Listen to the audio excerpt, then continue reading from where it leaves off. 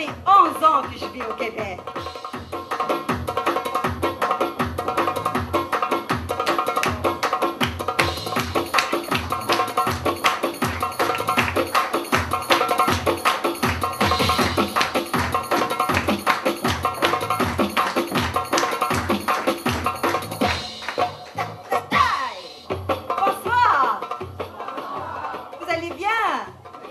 Comme je dis toujours, la danse, c'est la vie, n'est-ce pas?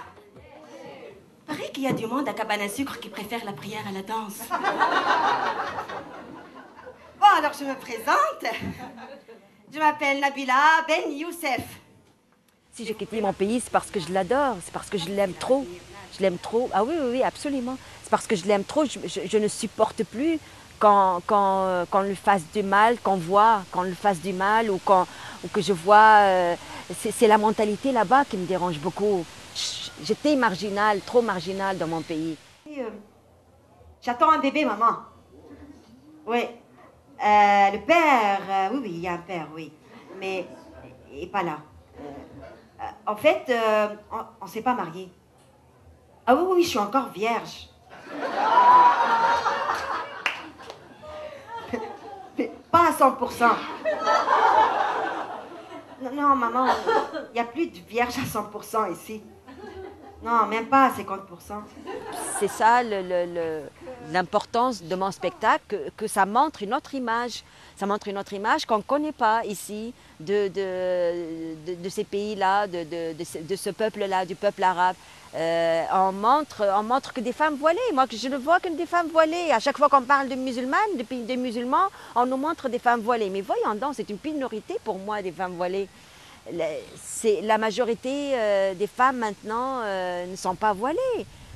Dans mon pays, c'est interdit le voile. Il faut montrer d'autres femmes qui sont libres, qui travaillent, qui sont avant-gardistes et qui sont féministes. Et il y en a plein dans les pays arabes.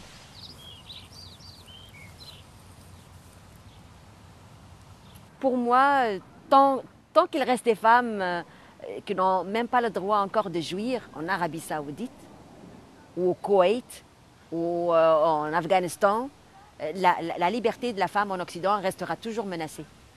On ne discute pas, madame. Ici, il n'y a pas d'accommodement. Soyez raisonnables, mesdames. Vous êtes très chanceuse d'avoir un siège. Il y a des femmes qui voyagent dans la soute à bagages. Le numéro, c'est imaginez-vous dans cette situation-là. C'est pour les mettre dans la peau d'une femme saoudienne ou d'une femme. Imaginez-vous dans cette situation-là. Et ça, il fait peur, ce numéro-là. C'est le rire, on a la réaction des publics, c'est un rire jaune. Allez, toutes les femmes en tchador, vous les trouverez en dessous de vos sièges. Et on ne bouge plus, on ne parle plus, on ne rit plus. Vous avez le droit de dormir ou de vomir. Mais avant de le faire, il faut demander une autorisation écrite de vos maris. On est soulagé qu'une Arabe se critique elle-même, puis rit d'elle-même, puis rit des Arabes, parce qu'on n'ose pas le faire pour ne pas être traité de raciste. Plusieurs Québécoises me disent « Ah, je suis soulagée quand je t'écoute » ou si tu dis ce que j'ai envie de dire, mais que j'ose pas, en tout cas je dis tout haut ce qu'elle a envie de dire, mais qu'elle n'ose pas le faire, qu'elle n'ose pas le dire, quoi.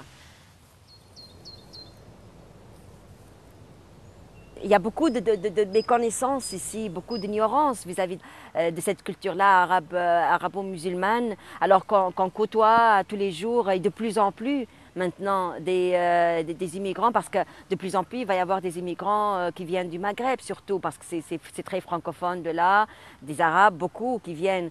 Donc il faut se comprendre à un moment donné.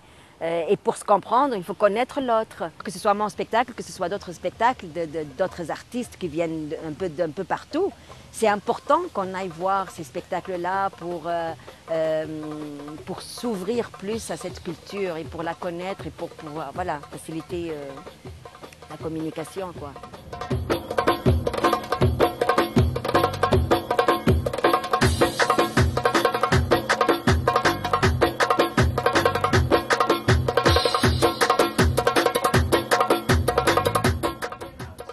J'avais jamais pensé qu'un jour, Jean Charest, lui aussi, comme moi, deviendrait une minorité visible.